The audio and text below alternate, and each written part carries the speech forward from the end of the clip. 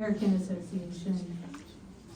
Tonight, we will aim to shed light on the ongoing genocide and repression faced by the Uyghur people, while celebrating the beautiful culture that we are striving to protect.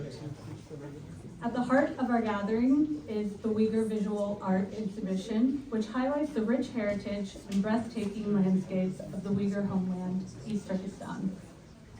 This installation reminds us both of the beauty that is at stake and the strength of the Uyghur people. Since 2017, the US and a dozen governments and parliaments have recognized the Chinese government's actions against the Uyghurs as genocide and crimes against humanity, marked by the destruction of their language, culture, and religion. Today, we have an extraordinary lineup of leaders and advocates who are committed to justice and the preservation of fundamental freedoms. We do not have time to go over all the bios, so to save time, there is a booklet available to you for all of their amazing achievements. So for opening remarks, I'd like to introduce Dr. Rashad Abbas, President of Uyghur Academy. In addition to being a 100% volunteer president of Uyghur Academy Global, which spans 20 countries, he is also a renowned pharmaceutical scientist and clinical research leader.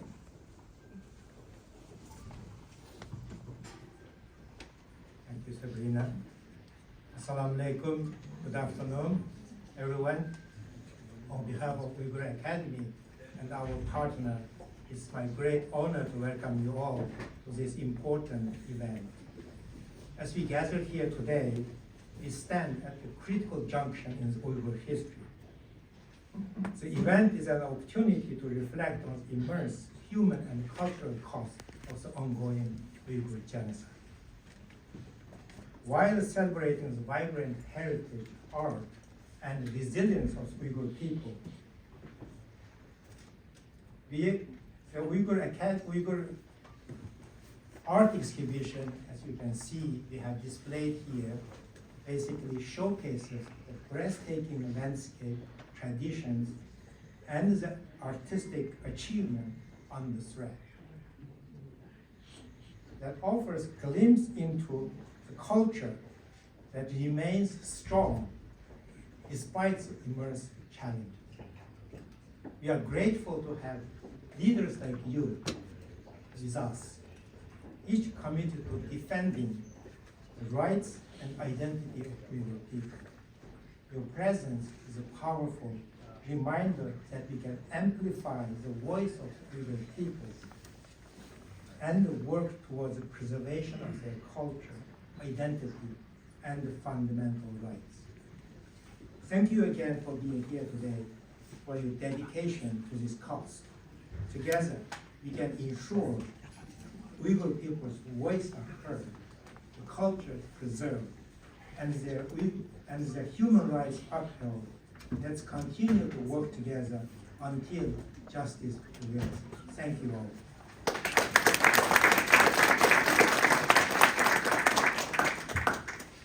Thank you, Dr. Abbas. Next, it is my privilege to invite Congressman Molinar, Chairman of the Select Committee on the CCP. A resolute defender of human rights, Chairman Molinar has played a pivotal role in holding the CCP accountable, exposing its atrocities, fighting forced labor, and safeguarding U.S. supply chains against exploitation. Please help me in welcoming Chairman Molinar. Thank you very much, and I want to begin by thanking Dr. Abbas for organizing this event and for all those who came to speak for those who cannot speak for themselves. And it's really a privilege for me to serve alongside Raja Krishnamurthy. And there are things that Democrats and Republicans can work together on, and this is something where we are absolutely united, and I'm very excited to serve along with him in this role. So our committee is a select committee on the Chinese Communist Party, and our competition isn't with any people or any nation, but with a totalitarian organization. And that's the organization that for more than a century has shown nothing but contempt for human life, human values, and religious faith. And and most horrifyingly exemplified in the CCP's genocide of the Uyghur people. And when people tell us who they are, we should believe them. The CCP has told us who they are loud and clear. The Chinese Communist Party has destroyed churches, mosques, and Buddhist monasteries. They've asserted the right of the party to appoint Christian bishops, all but ban the Islamic faith, and even claim authority over the reincarnation of Tibetan Buddhist lamas. I believe it's impossible to separate the CCP's violation of human rights from its economic and military aggression. The CCP's use of forced labor, especially of Uyghurs imprisoned in Xinjiang, is central to their economic abuses. When we allow Chinese companies whose supply chains are built around exploiting slave labor to operate in the United States, we become part of the problem. The words "never again" lose their meaning. Most importantly, it makes us complicit in the genocide of the Uyghur people. Complicity in what in 15 years will be remembered alongside the Holocaust as one of the greatest crimes in human history. Elie Wiesel spoke of the importance of never forgetting. And I pledge that as long as I lead this select committee alongside Raja Krishnamurthy, we will never forget the victims of the CCP's genocide in Xinjiang. We will never stop advocating for the victims, both those who have escaped and those still trapped in CCP concentration camps. We will hold companies that are complicit in the genocide accountable, and whether they are Chinese, American, or other, accountable for their actions. And we will work with the incoming administration to ensure the Uyghur Forced Labor Act and other legislation that is designed to uphold these pledges are enforced. Genocide thrives when good people fail to speak out. And I'm glad we are gathered here today to collectively declare that we together will not be silent. Thank you very much.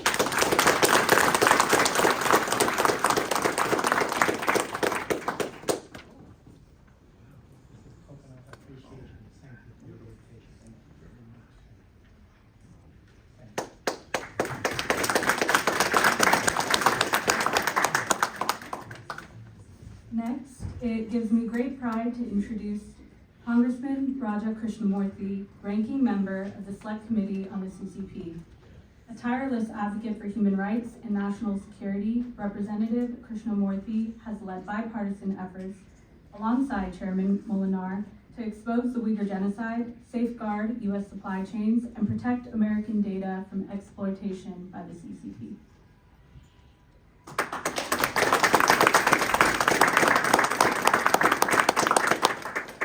Good afternoon.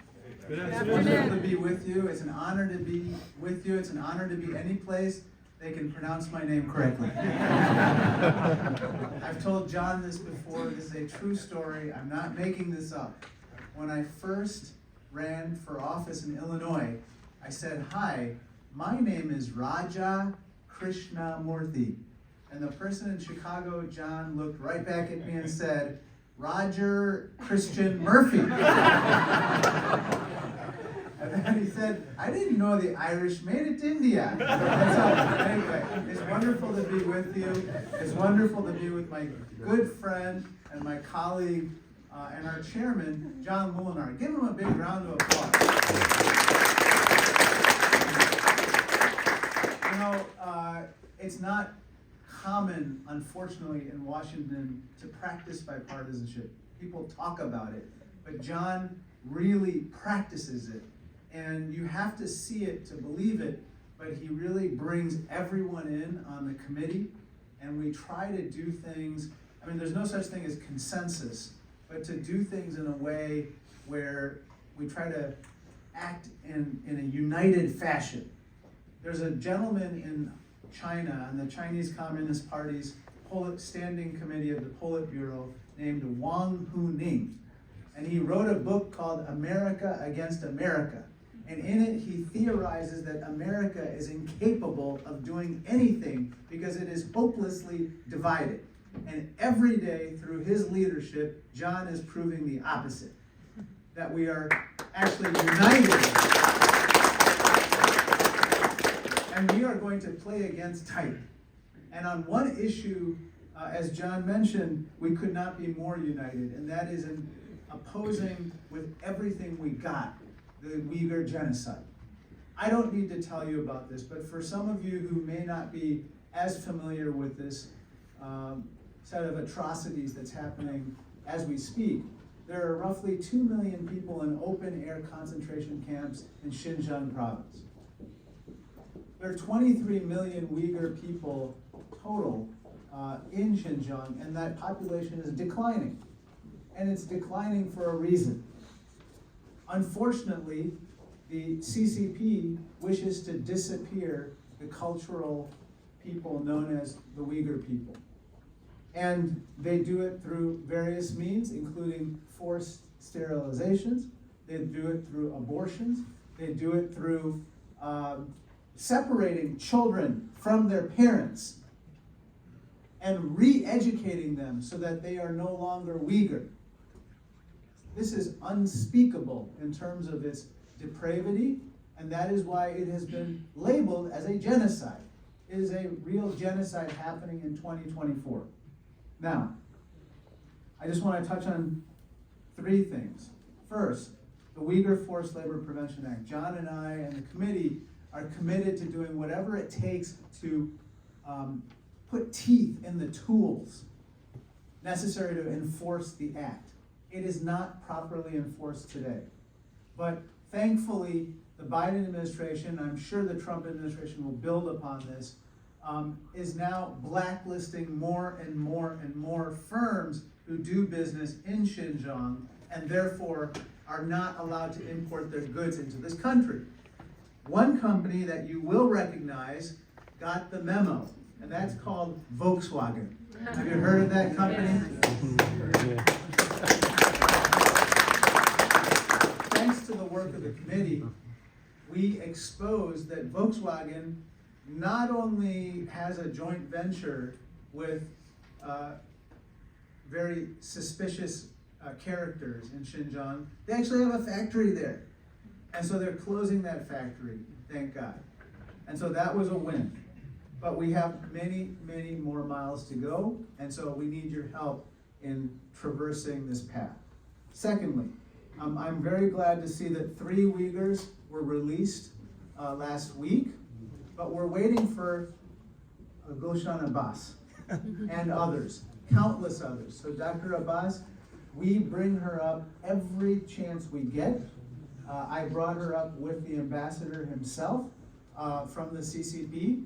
Not happy to hear about that from me, but I'm going to continue to bring him up and bring up all others every time that we have the opportunity, and we won't stop. We won't rest until they are free as well.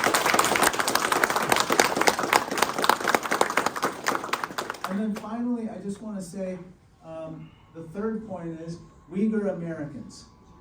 We are so honored that you have chosen our country to call home. We are so honored that you would become a part of our communities, and we will celebrate you.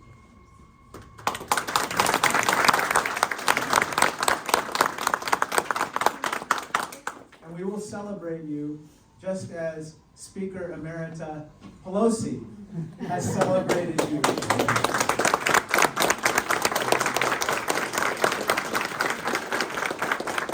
So I just want to close.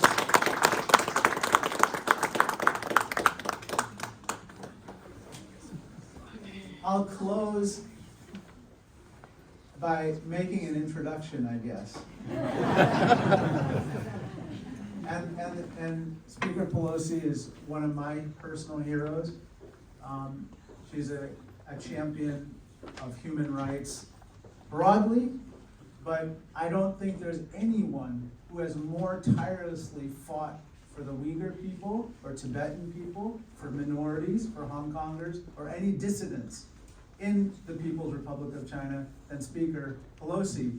And countless people believe that this would not even be an issue in the United States Congress at the level that it is if it were not for her persistence in championing it for decades now. So I just want to say thank you, thank you, thank you.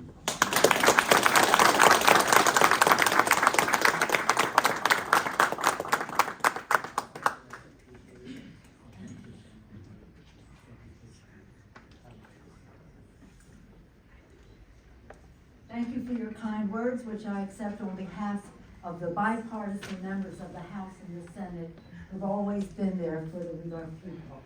That's one of the prides we take, isn't it, Mr. Chairman, that it has been bipartisan. You made that point last week when you were honored for your leadership in this regard as well. And I just had this one card that I want to read from because I want to get it exactly right. In the Congress, we have taken strong steps to counter the genocide of the Uyghurs. In 2020, with the Uyghur Human Rights Policy Act, 413 to 1. Oh. Somebody told me he made a mistake. Whether he knew it then or not. In 2021, with the Uyghur Forced Labor Prevention Act, 428 to 1. And in 2022, the Uyghur Policy Act, 414 to 6. This is remarkable. To get over 400 votes for another bill resolution would be impossible. Apple pie being an American dessert would not get 400 votes. Not for me, I like chocolate, but nonetheless, this is quite remarkable. And it has been bipartisan, and Senator Rubio in the Senate has been a champion in all of this, and hopefully he will carry all of our good wishes into his new position on that score. It is, I want to pay tribute to President Biden for his negotiation for getting the 3 Uyghur people, what's the word, detained, whatever, in China, especially our friend's mother. Every time somebody went to China, we would, Mr. Turple, we would have his mother's name at the top. Please ask for her to be able to come to the United States. And then it didn't happen until the president himself interceded and brought them back. So that's pretty exciting to have those 3. But it is a reminder of so many others who were there. Maybe some of you were at that recent meeting when I told the story of asking President Bush, President Trump.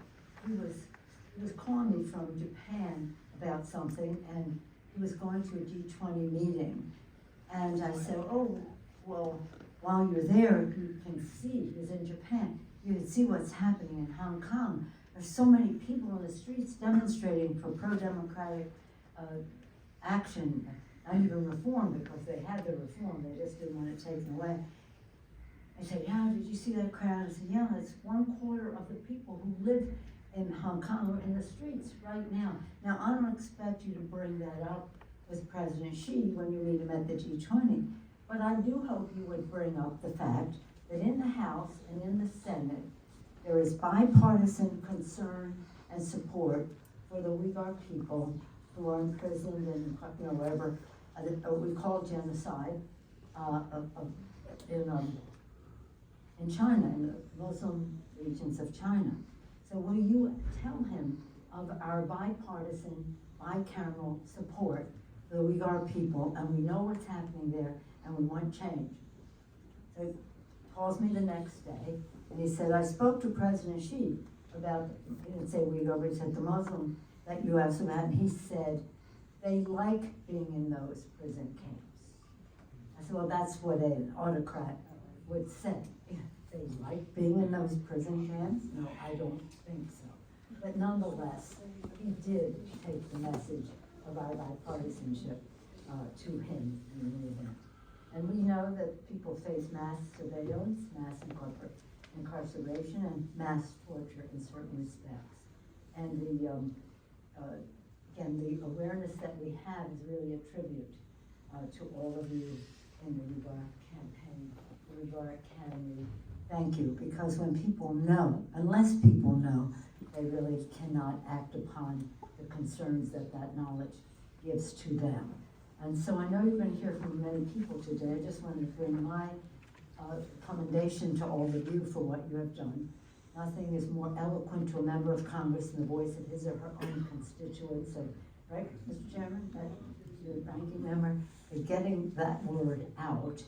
And it certainly has been effective and worked, because people didn't know Uyghur before, and now it's become a priority in terms of the agenda.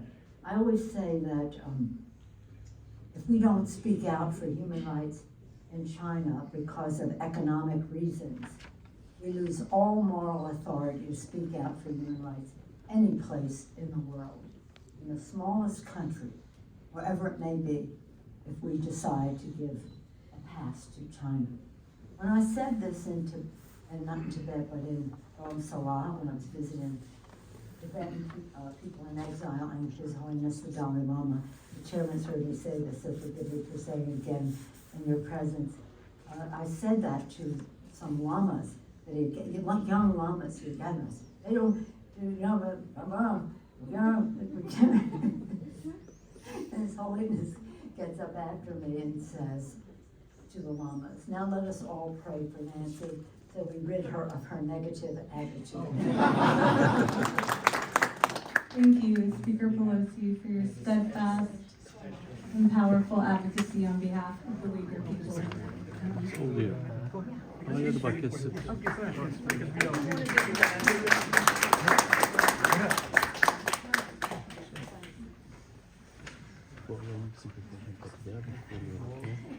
Next, I would like to introduce Dr. Daphna Rand, the Assistant Secretary of State for Democracy, Human Rights, and Labor. Dr. Rand's leadership has reinforced U.S. efforts to counter forced labor and human rights abuses, including the robust implementation of the Uyghur Forced Labor Prevention Act.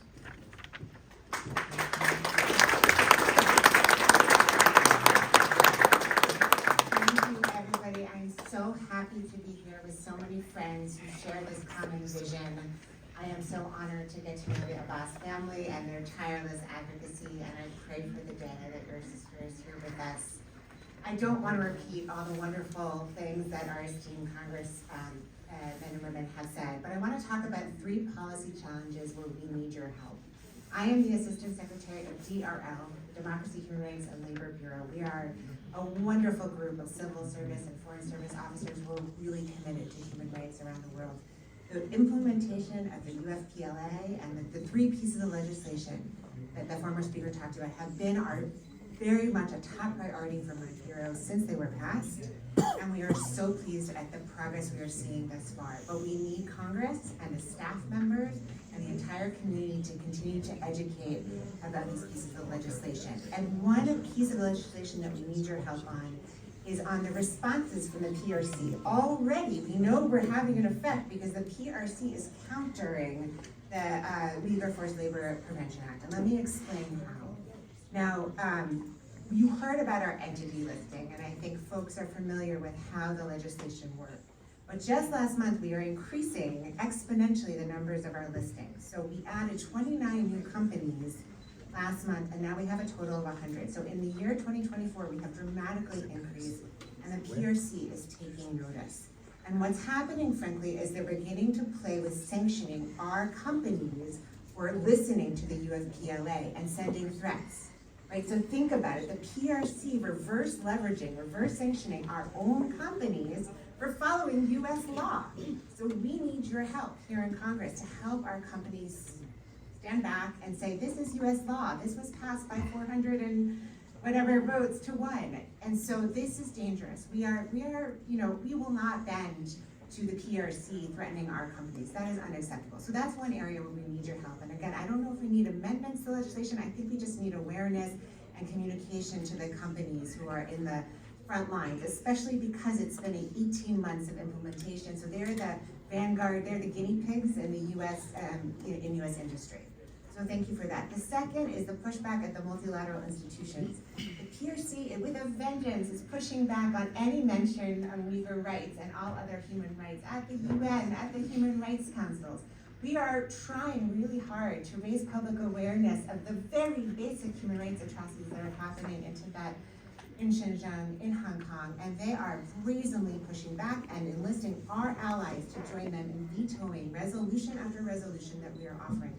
This is unconscionable, you know, and whatever we think about the UN Charter and the post-1945 rules, we know in our heart that we and our allies, we need these laws and basic norms about human rights to be consistently applied. So to play around and again, reverse the discussion, to hijack it by the PRC and its allies at the UN is really a trend that we need to watch, and we need to ally with others all over the world against it. Now the third trend, and folks in this room, including the speaker and others, have noticed, is this transnational repression. The PRC is not the only authoritarian regime that is experimenting, dabbling in this, but at this point they are leading the way and others are following in other countries. But we know that the PRC is threatening and targeting and intimidating in very soft and duplicitous ways dissidents abroad in foreign countries. It's happening on our soil, on our college campuses, where people are being intimidated to do activism on human rights. Can you imagine that? We've all been college students who want to be activists, and to intimidate is so un-American and it's so against everything we stand for, but it's these soft ways of deterring and threatening human rights activism and political expression. That is our brand. We are Americans. We are free to express our concerns about human rights and to stand up against what's happening in Xinjiang. And this transnational repression has got to stop. So we have so many legislators in the legislators in the audience. Please talk to DOJ and DHS, and I will be leaving the Biden administration, but I will have successors. Please tell the Trump administration that this has got to stop. And again, other authoritarian regimes, big and small, are copying this, and US soil is not the only place that is being targeted. We have a Canadian diplomat here, and she knows full well that Canada is not immune to this. So, and it's happening in Europe and elsewhere. This transnational repression has got to stop, and we need to band together with our allies to put a stop to it, because it's a threat to national security, to sovereignty, and human rights.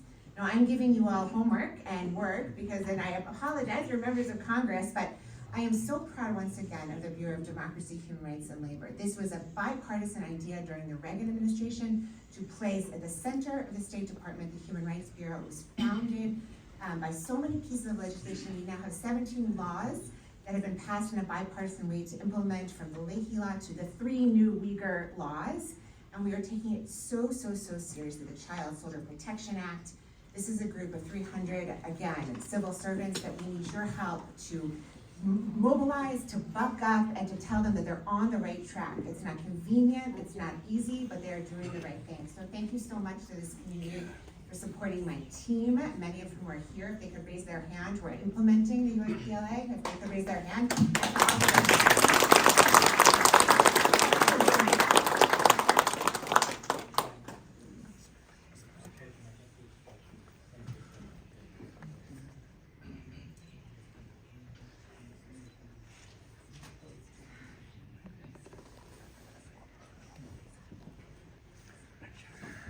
Thank you, Dr. Rand, for those critical insights.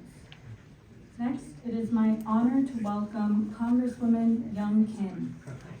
Congresswoman Kim has spearheaded key initiatives to fill several gaps in the U.S. government strategy for addressing the Uyghur genocide, address forced labor, and to preserve Uyghur culture. So without further ado, please join me in welcoming Thank you so very much for having me, and I want to thank all the organizations. You know, this kind of event doesn't happen by itself, so I want to thank the Uyghur Academy, World Uyghur Congress, Campaign for Uyghurs, Center for Uyghur Studies, Uyghur American Association for organizing today's event right here on the Senate side. Please do so on the House side too, and I'll make sure that you have all the support that you need. But I will also want to thank the members of the Uyghur diaspora for being here today. Your advocacy and your continued voice and meeting the members of Congress to raise this issue is the reason why members of Congress are paying attention to this issue. Because for too long, Uyghurs and other ethnic minorities in Xinjiang, Uyghur autonomous region, have been victims, as you know, to the genocide of the modern day concentration camp because of who they are, because of their different identities, because of their religious, because of their cultural and linguistic identities. Under that surveillance of Chinese Communist Party, Uyghurs are silenced, imprisoned, tortured, brainwashed every single day. We hear this all the time, and it breaks my heart. That's why we cannot stay silent while this regime actively commits crimes against humanity towards the Uyghur people and other ethnic minorities. So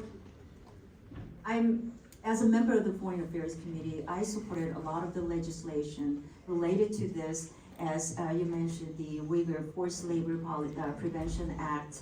And as I travel around the region as chair of the Indo-Pacific Subcommittee, I meet with a lot of our American businesses on the ground too, and this is an issue that we also raise as well. It's a bill, as you said, we passed, and it's now the American law, and we hope that our companies will take into heart why the Uyghur Labor Prevention Act should be implemented as intended.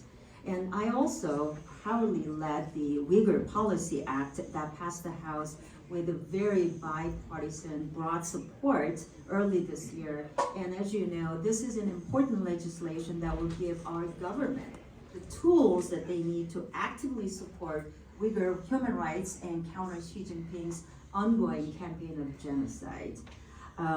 It also established the much needed special envoy on Uyghur issues position within the Department of State. And this is an idea that I know, and I worked hard to create the special envoy on North Korean human rights issues as well. So, dedicated special envoy, I believe, is critically important to really, they can do a lot of things, but if they can focus on an issue, I think we can make more impactful difference that we're looking for. And as you know, in just a few days from now, we'll be commemorating the Uyghur Genocide Remembrance Day. That presents another opportunity for all of us to raise our voices and get this legislation across the finish line. And we need to firmly push back against CCP's abuses and support human rights and freedom around the world. So I'm here to stand with you and tell you that I'll do my part. Will you do your part?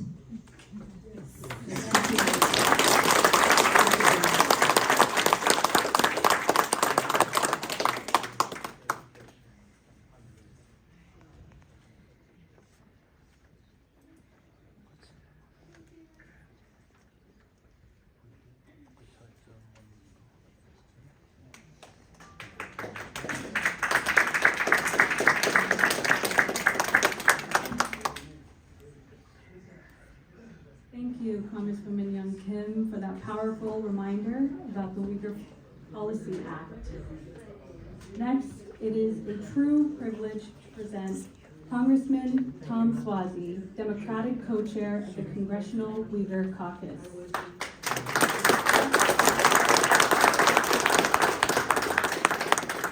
For over half a decade, Congressman Swazi has been a tireless advocate for the Uyghur people, spearheading landmark legislation and elevating their struggle and stories to an unprecedented global prominence.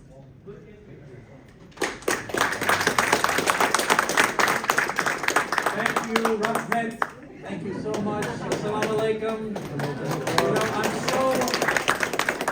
It's so wonderful that you're together like this. I see the artwork that you have here as well. You've had such wonderful speakers. You've had a lot of people come from the Congress and from the Senate too. Senate too? We're in the Senate side, you know. We're very sensitive about that kind of thing. But we have so much to do because we all know this issue so well, and we talk about it, and we try to let people know about it. And as I've said many times before, we read about it in the New York Times, or we read about it in the Washington Post, or there's a story here and there. But the American people still don't know about this issue. And we have to do everything we can to educate people, because if people knew about what is transpiring in Xinjiang, we would have such overwhelming support from the people. And we need to constantly, and you're doing it. I mean, I'm so grateful to all of you for all the hard work that you put into constantly trying to spread the word. And I'll do everything I can to constantly spread the word. But we need to continue to provide more pressure on the Chinese Communist Party so that they know how seriously we're taking this. And the Fourth Labor Prevention Act was so important that Young Kim was just speaking about. One of the things I'm very interested in is working on de minimis, because right now there are sales of products that are coming from the Xinjiang region into America directly that are under $600 in value. What is that usually? Clothing made of cotton. The cotton is being produced in that region, that are being sold into America directly without going through any of the normal processes you have to go through. And so we need to be putting that type of pressure, economic pressure, on the Chinese Communist Party. And the other thing, diplomatically, legislatively, economically, everything that we can do to try and bring to people's attention. And we need to take advantage of the fact that there's so much focus on Taiwan right now. And we need to tie in how what's happening with the threat to Taiwan, which there's a lot of focus on in the media and certainly in the Congress, use that as an opportunity to say, well, Taiwan, that's kind of just like what happened in Hong Kong just a few years ago. And look how dramatically Hong Kong has changed in just a short period of time. And think of how that's related to what's going on with the Uyghurs in the Xinjiang region, and how that's related to the Tibetans.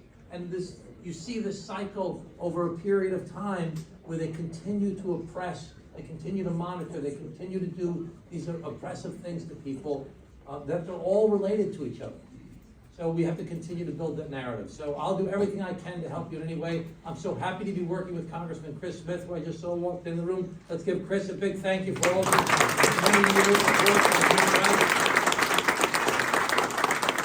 So let's keep on working together. It takes teamwork to make the dream work. And the dream is that we can address some of these problems. We had some good news recently with some prisoners released from China, but there are so many more that we're worried about. I'm so concerned about Gulshan and Abbas, and we'll do everything I can. I just called Roger Carson today about it, as a matter of fact. So let's keep on working together and keep on bringing this to the people's attention. We are doing the right thing, you are doing the right thing, and we will triumph, but it will take time and effort that you're putting in, and we'll continue to put in, and I will continue to work with you. Thank you. Rahmet.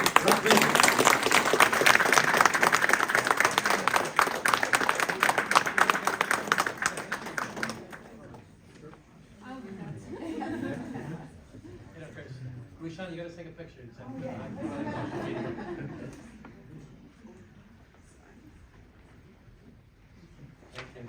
Thank you. Appreciate you. Thank you so much for that nice introduction. This is a very nice box. I like it. I'll put this up in my office. Very nice.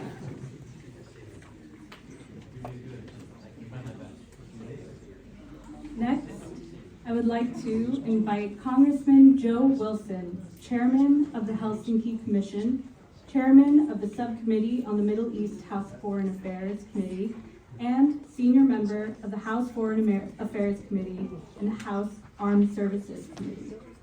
Congressman Wilson has been a steadfast advocate for human rights and religious freedom worldwide and has consistently led efforts to address the Uyghur genocide, working tirelessly to advance initiatives to hold the CCP accountable. In raising different terms for the Uyghur community, first of all, it's very humbling to be in the presence of Chris Smith, because he's always ahead on trying to promote communities around the world that are persecuted, and you can always count on Chris Smith. And I'm grateful to be here today, and I want to thank you for all that you do to stand up against the Chinese Communist Party, the foremost threat to freedom around the world. Since the thank you, Rushan Abbas, for your advocacy efforts, and we pray for the day when your sister, who has been unjustly detained, can be released from prison and back with her loved ones. Additionally, the Chinese Communist Party is committing genocide against the Uyghur Muslim population. I'm grateful to have been on January 13, 2021, along with Congressman, now Senator Jim Banks of Indiana, to be the first member of Congress to call upon our government to declare China's crimes against the Uyghur population a genocide. Only a week later, former Secretary of State Mike Pompeo did the right thing and declared it genocide.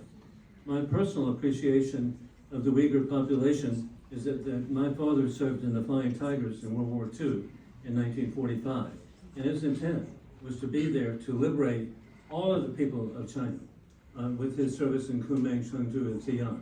And so I grew up with a great appreciation of the people, all the people of China. The CCP believes it can wipe out the Uyghur Muslim population through slave labor, forced sterilization, and mass detention camps. We're facing a global conflict we did not choose between democracies led by rule of law and dictatorships run by rule of gun. And the Chinese Communist Party is a key part of that axis, along with its pals, war criminal Putin and the regime in Tehran. We also have democracies must stick together and hold the CCP accountable for their crimes. I was grateful to co-lead, along with Republican Study Committee Chairman Kevin Hearn, on the Countering Communist China Act. This bill would impose secondary sanctions on Chinese Communist Party officials in the Uyghur genocide. It would also enhance prohibitions on the import of goods made with Uyghur slave labor and into the United States. And also, I'm grateful to have worked with my colleagues, including Congressman Smith, to remove Confucius institutes from colleges and universities, which were really fronts for the CCP, and they have been removed. And I also want to enhance prohibitions to import of goods made with Uyghur slave labor into the United States. And with President Donald Trump, I am confident that he will make sure that we have policies into law that are with bipartisan Democrat and Republican support. We appreciate Congressman Swazi. Thank you again for all that you do. The Uyghur American community is an essential part of the fabric of the United States. Uyghurs are also a key pillar of the American Muslim community, which has had so many successes and positive benefits to the American people. I appreciate all that you do. Thank you. My honor to be here.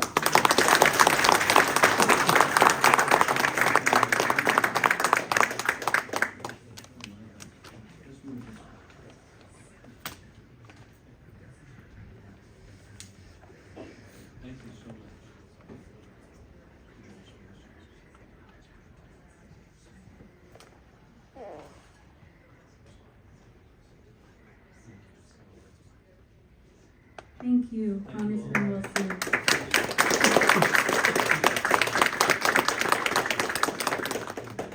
Next, it is my honor to introduce Congressman Chris Smith, Chair of the Congressional Executive Commission of China and Republican co-chair of the Congressional Uyghur Caucus. Congressman Smith has drawn immeasurable awareness to the plight of Uyghurs, Tibetans, Hong Kongers, and Southern Mongolians, authoring a record number of laws where human rights are front and center. His fight against the CCP is nothing short of legendary.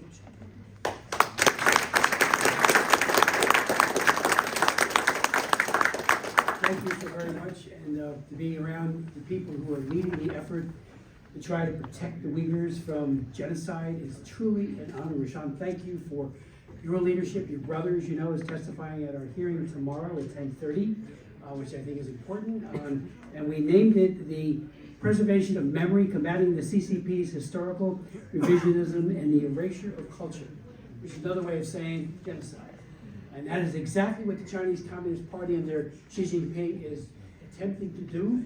And if the West, and especially if the United States, is silent or not as robust in its denunciations of this as it has to be, it does enable, however unwittingly, these horrific crimes against humanity. So I can assure you, and I work very closely with my colleagues both on the Foreign Affairs Committee, and Joe Wilson, it's great to see Joe, he's been there every time, and of course Tom Swazi, who was a great partner in fighting against these horrific crimes. We've got to be unceasing, and matter of fact, we have to increase our efforts going into the next administration. There needs to be huge economic penalties levied upon the Chinese Communist Party. You know, I'm here 44 years, going into my 45th year as a member of Congress. My first big amendment in 1984 in human rights was to say the Chinese Communist Party's forced abortion, one child per couple policy was called a crime against humanity at the Nuremberg War Crimes Tribunal when it was employed by the Nazis against the Poles and others as a way of genocide before the term was even invented. They used it to eliminate children and to cripple women. We now have a replicate, the amendment passed, and we defunded a number of organizations, including the UN Population Fund, which had a hand-in-glove relationship with the Chinese Communist Party in this horrific policy. They are now missing something on the order of 60 million females who were killed through sex selection abortion. And I remember the first time I met with Rabia Kadir, she came right to my hearing and when she was released, despite all the pressures that she was facing for her family, just like every other Uyghur human rights activist, Rashan speaking out with her sister languishing in prison. What courage that takes.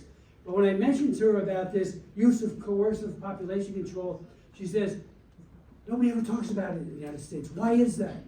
And it is because it was politically incorrect. It still is to some extent, because killing babies by abortion is somehow sacrosanct in the minds of some people. And I find that to be appalling as well. Huge generations of children have been lost. Like I said, the number of Uyghur children is really, it's unconscionable. It is obviously one of the key indicators of genocide when you destroy a population in that way. And if you look at all the points of the Genocide Convention, all 5 are being unfortunately violated by Xi Jinping. I do find it appalling as well that when the APEC summit was held, you had all these businessmen flocking to meet with Xi Jinping and to kowtow to ask for the next business deal. Did any of them mention the Uyghurs by name or the genocide? You can count on it that they don't. Same goes for all the big money people who just, again, love to lavish praise upon this dictator who has equivalents in history, like Stalin and like Adolf Hitler. He is a man that needs to be called out, isolated economically. I have a bill in right now that we're going to try very hard to get passed next year to reimpose human rights conditionality to what we call PNTR, or most favored nation status. Back in the early 90s, post-1994, I was shocked myself how many people had a short-term memory of the killing of the Tiananmen Square pro-democracy activists and said, well, if we just trade a little more, then we'll matriculate from a dictatorship to a democracy. If you believe that, I'll sell you the Brooklyn Bridge. It has never happened in history. It's not happening now. Xi Jinping will respond, or whoever follows him, if we are very serious about sanctioning this dictatorship, because they are an export economy and they don't thrive unless they can export. We have a number of important bills, as you know. The Transnational Repression Policy Act, Senator, it's a bipartisan, bicameral piece of legislation, and I'm the sponsor on the House side. Sadly, we have not been able to get it passed, but we will try. We did get passed the Forced Organ Harvesting Act with only 2 members of Congress voting against it. It has sat and languished in the U.S. Senate for months. Tom Cotton's the prime sponsor on the House side. Let's pass this. They are targeting Uyghurs who are healthy, average age 27, taking between 2 to 3 of their organs each time, killing them in the process. We had one doctor at one of the 4 hearings I held on it who said, I didn't. And it turned out one of his patients, who was involuntarily on the gurney, it wasn't even anesthetized.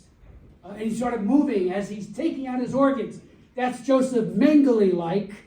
And unfortunately, we have a situation where that bill has languished in the Senate Foreign Relations Committee, and I've been trying, and Tom Cotton has tried, to get his bill out to really sanction those who are part of that in any way, shape, or form, whether they're procuring organs of Uyghurs or Tibetan Buddhists or Falun Gong. They're the 3 Uyghurs now have become the focused upon group to kill the healthy ones, 27 years old average age, and we're doing nothing to stop it. So that is very, very troubling.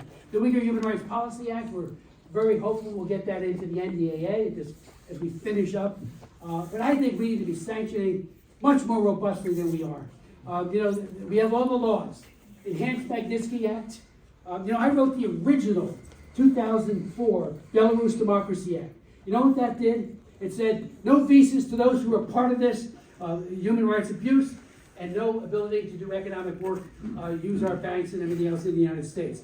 That then became the Magnitsky Act as the template, and it did work with Belarus. We got a lot of prisoners out, and then it became global Magnitsky. Well, the administration has all of these tools. They need to use more of them, in my humble opinion, to really say to Xi Jinping, no more, policy or as usual, politics as usual. Things have to change. My hope is that the next administration will do that. Sanctions will have an impact, they will have a bite. Again, where else is a genocide taking place in real time where people are flocking to make their next deal? Only one place, the Chinese Communist Party, Beijing, and they're going after the Uyghurs. We need to speak out much more strongly than we have. And I can assure you, hopefully I'll be the chairman again next year of the China Commission. It'll be co-chair because it shifts over to the Senate, and I'll be the co-chair. But I will work very hard, as well as in my Human Rights Subcommittee on the Foreign Affairs Committee, to raise these issues and pass legislation that really makes a difference. Talk is cheap, particularly here in Washington. We need action. Thank you.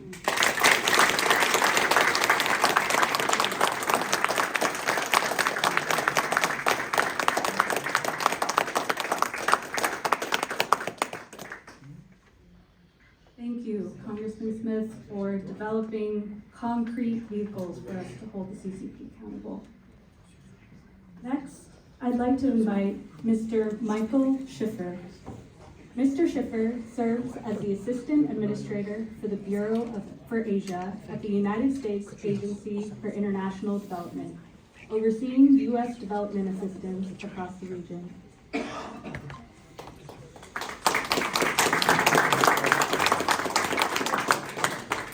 Thank you. It is a real honor to be here today.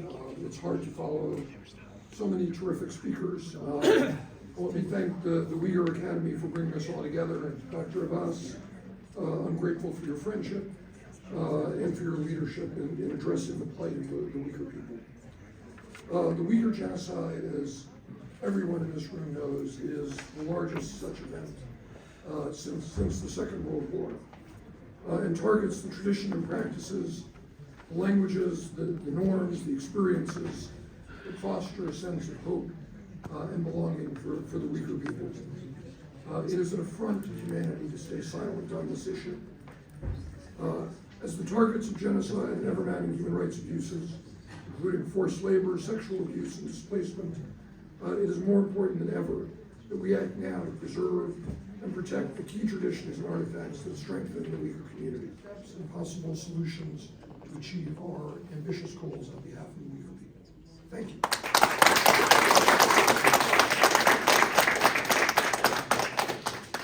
And if I could please also ask Ryan Vaught, Senior Democracy, Governance, Peace, and Security Advisor at the Asia Bureau at USAID, to also receive the award. Thank you.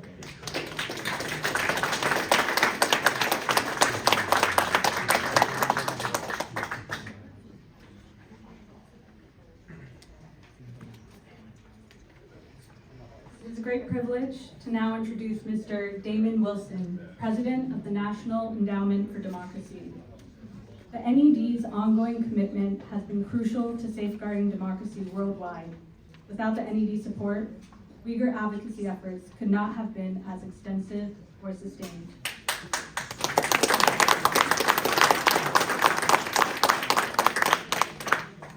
First of all, thank you. This is powerful to be here, to hear so many members of Congress, so many allies of the Uyghur community come here and do what America does best, and that is stand up for those that are oppressed around the world, to understand that freedom is our comparative advantage, and to see how extraordinarily bipartisan this cause is for the members that are here, and to understand that we're actually here because of the agency of you, the Uyghur community leaders who have helped build this and give voice to the voiceless. It's an honor to be part of this.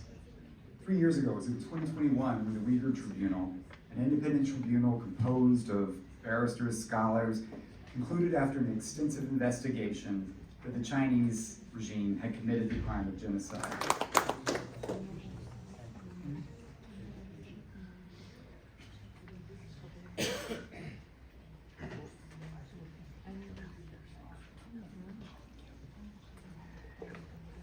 Next, I would like to invite Ms. Sarah Cohen, the Deputy Head of Mission for Foreign Policy and National Security at the Embassy of Canada to the United States.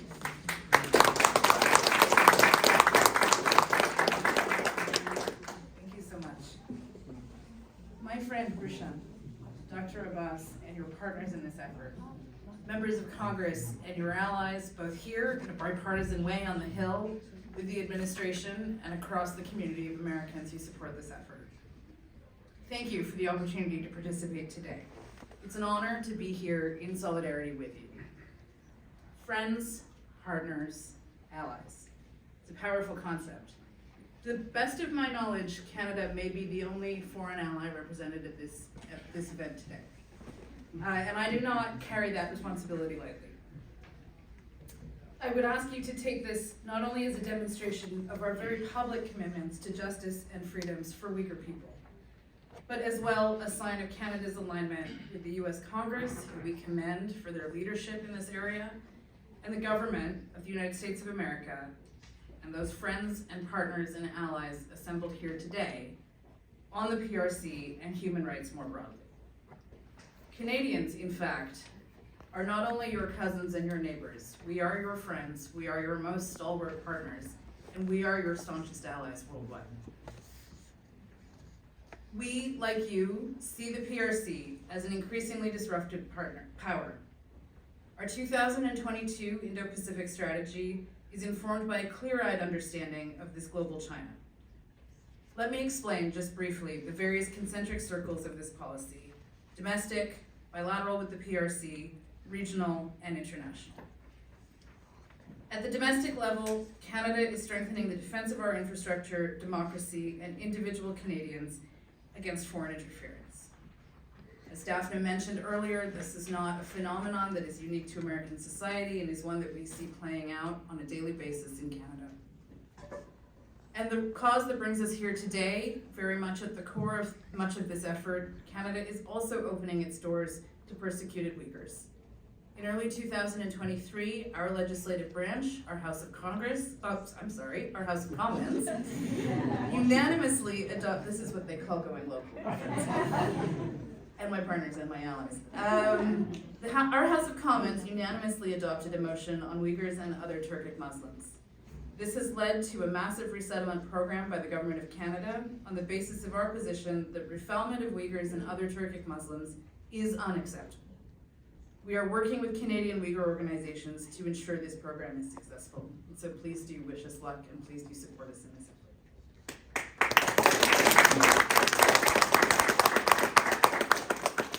At the bilateral level, Canada is using its diplomatic toolkit with China to advance our national interests while remaining true to our values. We are continuing to speak up for universal human rights, including those of Uyghurs, Tibetans, and other religious and ethnic minorities. Canada stands shoulder to shoulder with the people of Hong Kong, who are faced with China's imposition of the national security law, and more broadly, the deterioration of individual and collective freedoms. In March 2021, Canada enacted sanctions against 4 individuals and 1 entity from China based on their participation in gross and systemic human rights violations in Xinjiang. This followed trade-related measures by Canada in January 2021 in response to human rights violations by the PRC against the Uyghur ethnic minority and other minorities within Xinjiang. In June of this year, Canada's ambassador to China visited Xinjiang. This diplomatic visit took place for one purpose and one purpose only: to communicate Canadian concerns about the human rights situation directly to the leadership of Xinjiang. There, Ambassador Jennifer May met with the provincial party secretary to raise concerns over systematic violations of human rights, genocidal activities against Uyghurs and other Muslim ethnic minorities, elimination of Uyghur language education, and the practice of forcibly placing Uyghur children into residential schools, among other examples. And Canada also advocates for specific Uyghurs who are political prisoners in China. While much of the diplomacy occurs behind closed doors, we do issue public statements as well. For example, on September 23rd, when we called for the release of Uyghur intellectual Ilham Tohti on the 10th anniversary of his arrest. Moving to the regional level, we work with partners to push back against unilateral PRC actions that threaten the status quo in the Taiwan Strait, as well as the East and South China Seas. The Royal Canadian Navy sails across the US Navy, the only ally to do so, and on our own, to demonstrate freedom of navigation through the Taiwan Strait. The most recent of which was the joint sailing of HMCS Vancouver and the USS Higgins on October 20th.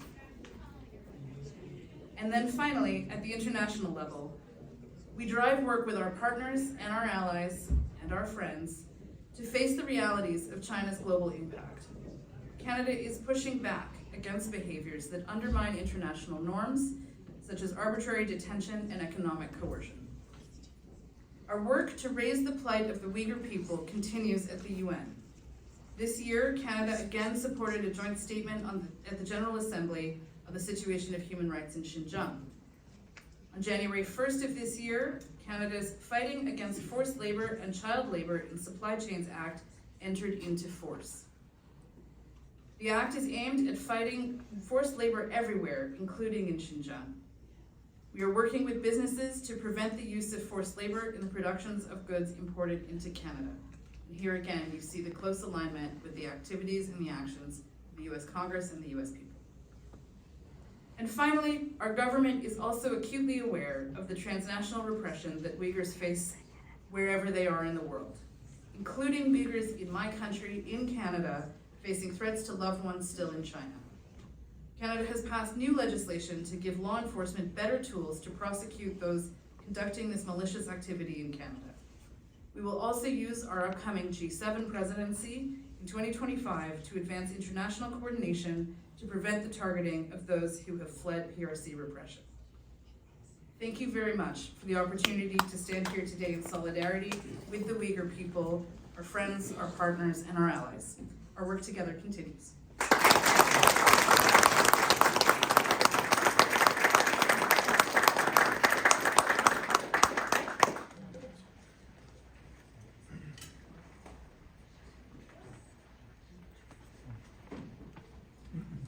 Thank you so much, Ms. Cohen.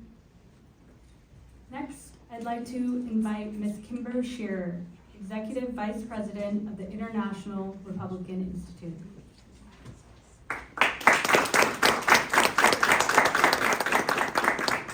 Good evening. I would like to add my thanks to Dr. Abbas, Rushan, not here, there you are, Rushan, the Uyghur Academy, the World Uyghur Congress, Campaign for Uyghurs, Center for Uyghur Studies, and the Uyghur American Association for organizing this event and for your partnership. Your work to address the PRC's genocide and crimes against humanity against Uyghurs and other Turkic peoples is critical and deeply appreciated. All of us here know that this is a cause worth fighting for. IRI was founded in 1983 with the mission of promoting democracy and freedom around the world. As a champion of democratic values, we believe that every person has the right to dignity, freedom, and a voice in how they are governed. The Chinese government's brutal treatment of the Uyghur people is a direct violation of those principles. At IRI, we stand with the Uyghur people. We support their fundamental right to live free from persecution, violence, and fear. I want to recognize the tireless efforts of Uyghur organizations like yours, other activists and Uyghur diaspora members, to raise global awareness and to spur action. The Chinese government is feeling the pressure. There are reasons it threatens and commits acts of transnational repression against many of you in this room because of your efforts that are having an impact. For instance, as we talked about earlier, advocacy for two key pieces of legislation in the US Congress have been critical. Parliaments in countries such as the Czech Republic, Lithuania, and others have recognized the genocide against Uyghurs. Your efforts to document detention camps and testimonies provided irrefutable evidence of these atrocities. You also have brought art, film, music, and literature, as many as you see around the room, into international festivals and forums, showcasing Uyghur identity and countering attempts by the PRC at this cultural erasure. I remain inspired by the strength and courage of the Uyghur community, particularly brave Uyghur women and young people. Your and their steadfast commitment to defending the rights, identity, and culture of the Uyghur people serve as an example for all of us. This event reminds me that even in the darkest of times, it's unity and persistence that can lead to change and accountability. Let us harness this momentum to continue to bring global attention and action to the plight of the Uyghur people, to amplify their voices, and bring an end to the atrocities they face at the hands of the Chinese government. Thank you for allowing me to be a part of this important conversation.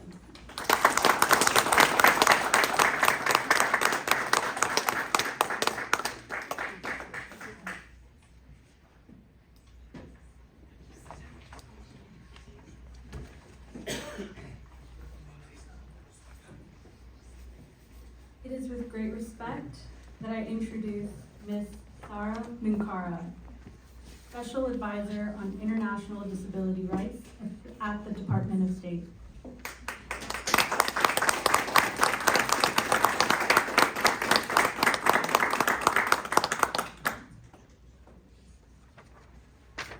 Hey, awesome. Assalamu alaikum, everyone. Can everyone snap for me? Okay, very good. Oh, look at that. It's so quiet. Okay, so first I want to just say huge thanks to Roshan and Dr. Abbas and the Abbas family for bringing us together, and also our prayers, our wishes, and our love to your sister. So I'm going to talk about a specific lens when we talk about the Uyghur people. Uyghurs with disabilities. Do we hear about that community? Do we hear about their experiences?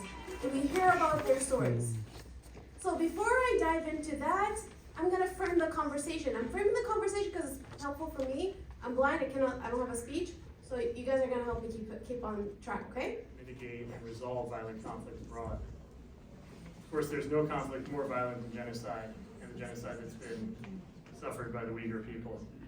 And therefore, USIP has been engaged for the last several years in supporting Uyghur Academy, other Uyghur groups around the world, to mitigate the persecution of the Uyghurs by the Chinese government and to prevent further harms. The most prominent work has been done, as you heard before from Michael, with generous support from the U.S. Agency for International Development. And our focus has been on specifically preserving Uyghur language and culture. We started this work by working with scholars, including some here, to survey the Uyghur community around the world and see what was important to them. And the overwhelming answer was that preserving language is really the bedrock of preserving culture.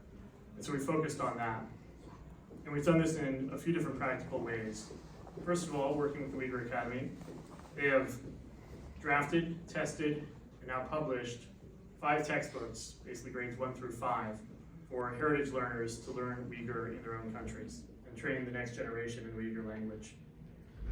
As mentioned, USIP convened 2 international conferences, one here and one in Ankara, that brought over 120 participants from, I think it was 30 different countries around the world where there are Uyghur communities, to talk about techniques, practices, procedures, ways that different Uyghurs, usually volunteers in their own community, can work together to preserve culture, to teach language to their young ones, in addition to the education they're receiving on math, reading, and so forth.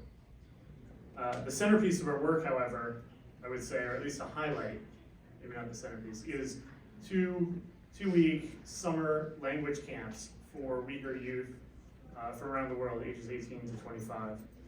And one was held in Istanbul, most recently this past summer, and previously in Ankara.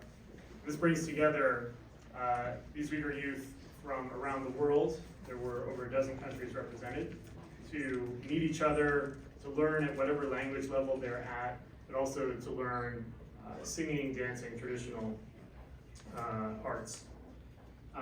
But I will say, having attended one of these, that the real magic, and one that was in some ways not part of the program documents, was seeing the connections that were made by youngsters being able to speak their local language where they didn't necessarily in their own communities, and realizing that there is this global community And we have an alum of one of those camps here who can maybe attest to that afterwards. But the connection that I saw, I won't speak personally to that, but what I saw people doing, one, first, they shared their numbers. So there's now a WhatsApp group. That's one of the most powerful tools we have. But also, it was really it was an instant community. And I know that those relationships have been built, and then that's the basis for advocacy, not just with the formal efforts that we see represented here, but also bringing that advocacy up through the next generation. So I would just end by saying, one, obviously, sanctioning the Chinese government is important. Putting pressure of all forms on the Chinese government is important. Justice will come eventually for these horrendous crimes. But it is important, and I can say, with many years in the development community, working on something concrete that is here and now, where you can see the benefits of learning culture, learning language. It's something you can do and own and hold, and it builds roots that will last for a long time. And then also, speaking in Washington and in this building, from a policy standpoint, I mean, there is no better way to win friends and allies around the world than to promote human rights, promote Uyghur rights. And there's no better partner, there's no more committed opponent to Chinese authoritarianism and Chinese aggression, obviously, than the Uyghur community. So it pays dividends from a foreign policy, but more importantly, from a rights perspective and a human perspective. Thank you.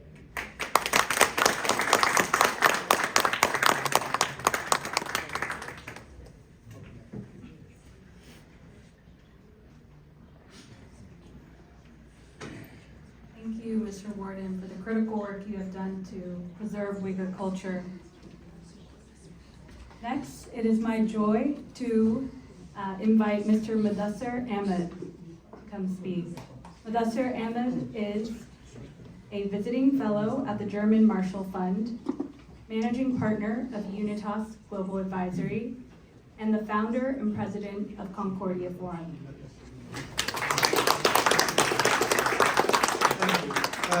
Well, good afternoon and Yashekun. Glad I got that right. Look, thank you, Dr. Abbas, and everybody who's been involved in bringing together, honestly, a remarkably bipartisan event. I am astonished at the range of various political individuals, parties, congressmen who've given support to this cause, and this is due to your tireless dedication. It's actually incredibly inspiring.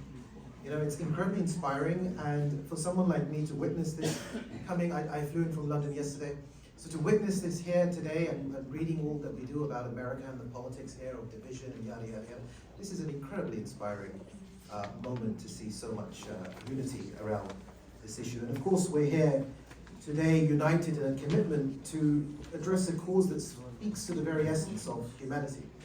And this is the preservation of Uyghur rights, identity, and culture. Next, I'm pleased to welcome Ms. Tori Smith, Policy Advisor for Senator Marsha Blackburn.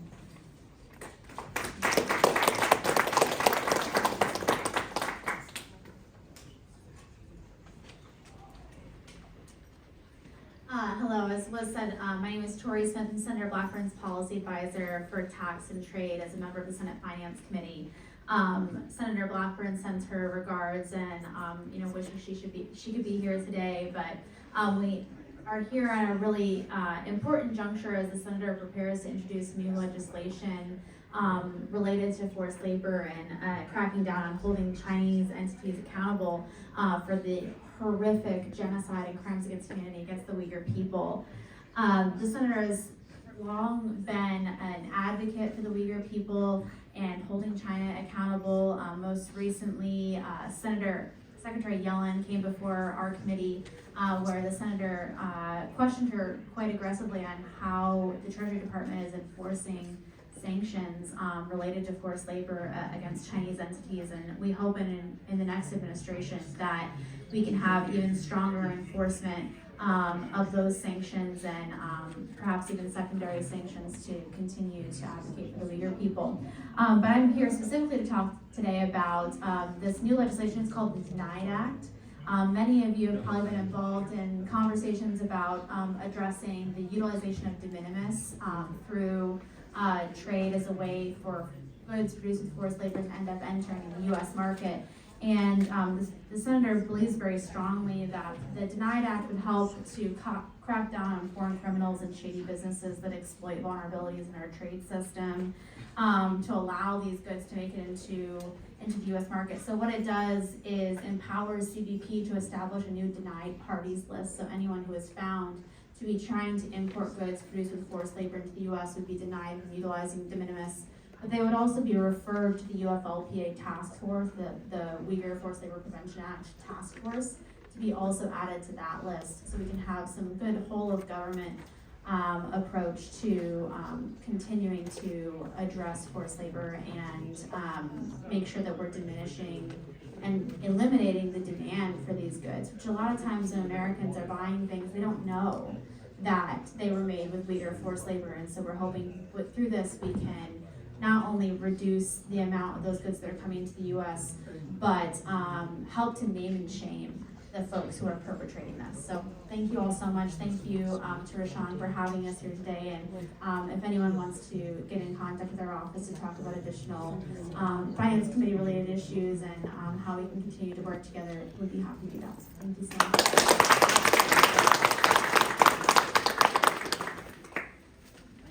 Thank you, Ms. Smith.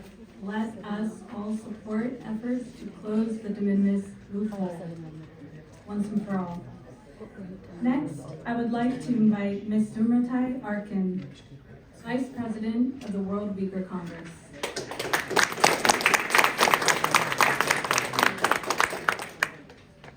Assalamu alaikum. Good afternoon, dear honorable guests. I bring many greetings from the Uyghur community in Germany. I am very much honored to be here with all of you today, and my heartfelt thanks to the Uyghur Academy International and Dr. Richard Abbas for bringing us together today. It brings me so much joy to see this room filled with individuals who are so much dedicated and all united by a shared passion for human rights and a tireless commitment to defending a cause that desperately needs it. Assalamu alaikum, Sayın hello everyone. Pleasure to be here and talking about our cause. I want to do something different this time and talk about the story of us because we had a workshop in the morning with many of you and we learned how to do advocacy and share our stories. So, China invaded our country in 1949 under the guise of helping to develop our region. They slowly took our jobs, confiscated our lands and properties, migrated to our region, and began to assimilate us. Starting in 2016, our loved ones began to disappear back home one by one. Our writers, our professors, doctors, artists, essentially the backbone of our society were detained. The government systematically went county by county, arresting regular citizens, young and old, men and women, and then sending them to mass detention centers. We became disconnected from our loved ones. No one was answering our calls or our messages as if there is no internet in China. It wasn't until the Canadian researchers revealed the satellite images of mass concentration camps that we learned the truth. These were designed to eradicate Uyghurs from their own land. China claimed these were re-education camps for Uyghurs afflicted by viruses like religion and freedom. As Uyghur Americans, we had no choice but to be human rights activists, spreading awareness about the injustice our loved ones, families, and relatives face in East Turkestan. Journalists and tourists have been expelled from our region, leaving us without news of our loved ones. But fortunately, at the end of 2018, several camp survivors emerged from China, thanks to their foreign national husbands too. Then we learned the political indoctrination, the torture, the forced sterilization, rape, organ harvesting, many other things taking place in those camps. Upon watching those reports in the mainstream media, I could not sleep.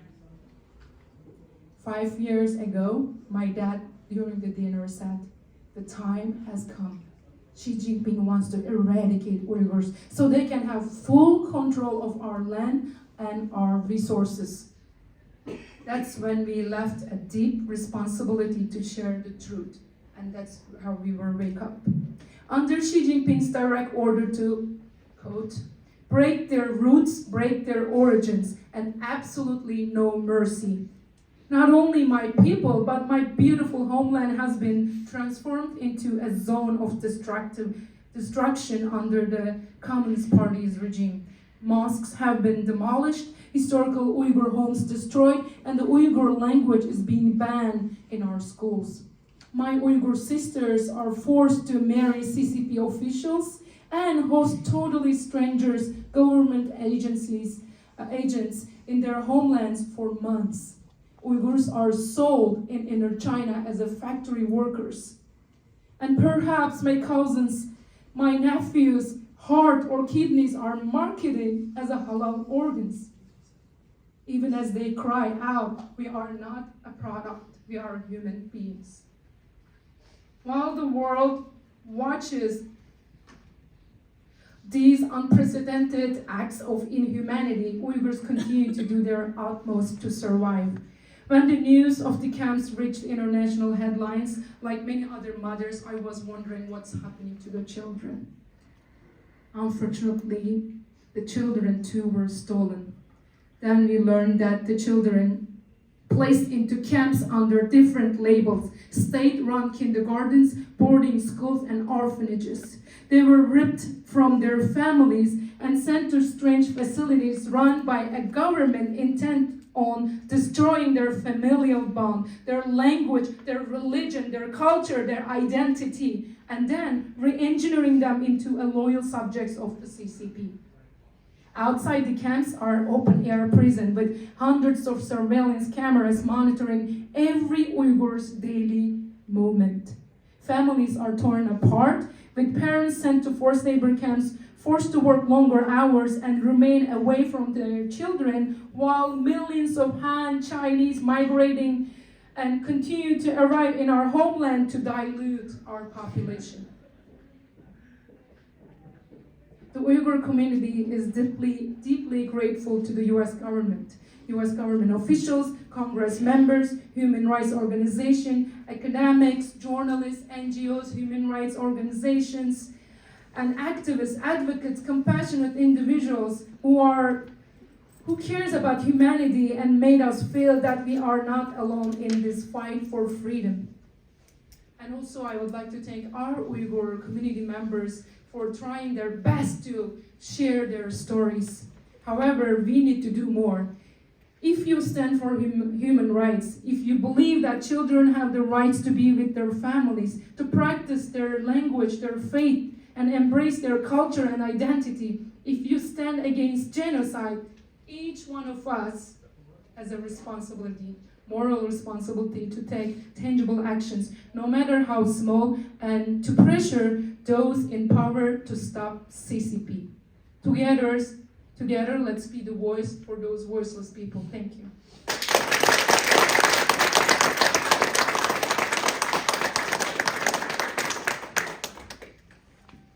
Thank you, Elfidar, for truly reminding us why we're all here today. You made it. Ladies and gentlemen, for closing remarks, it is my distinct honor to introduce Ms. Rashan Abbas, Chairperson of the World Uyghur Congress Executive Committee and Executive Director of Campaign for Uyghurs.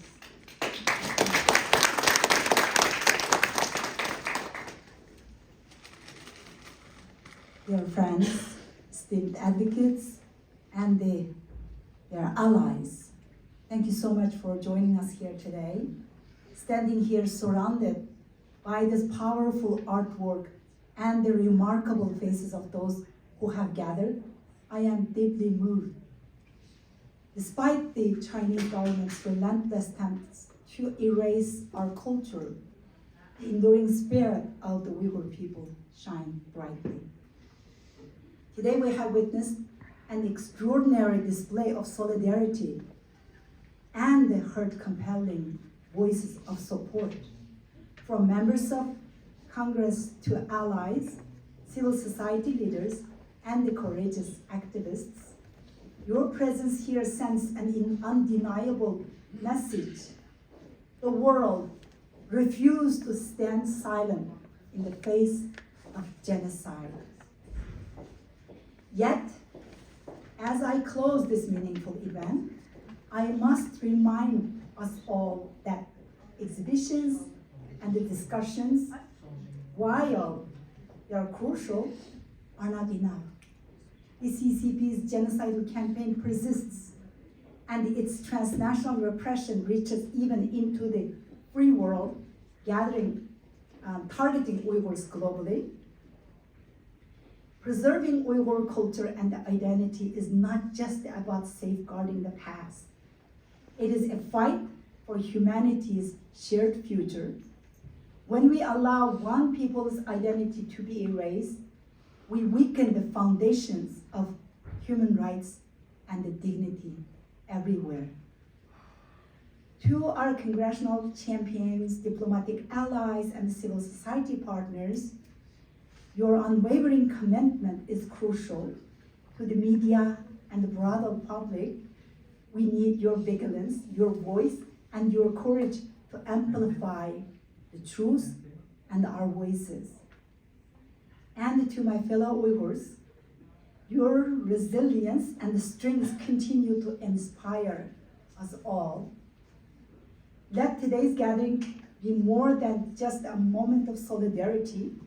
It must be a rallying cry for action, a recommitment to ending this genocide, and a pledge to preserve our heritage for generations to come. Thank you, and let us carry this mission forward together.